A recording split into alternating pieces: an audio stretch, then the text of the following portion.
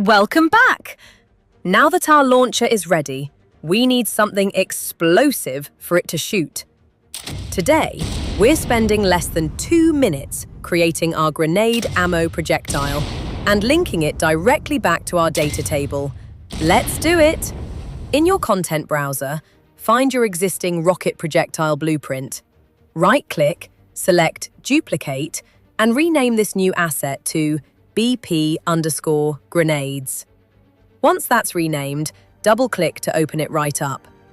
Inside the blueprint, click your collision component and make sure its collision preset is set to block all. Next, click your static mesh component. Set its collision preset to no collision, then swap the mesh over to your grenade ammo model. Finally, click your projectile movement component. Change the gravity scale to 1.5 to give it a heavy, realistic arc, and update your explosion sound and particle effects down in the details panel to match a grenade blast. Save and close the blueprint. Now, let's open up our master weapon data table one more time. Find your grenade launcher row, look for the projectile class column, and change that drop-down to your newly created BP_grenades. Save your changes and close out the data table.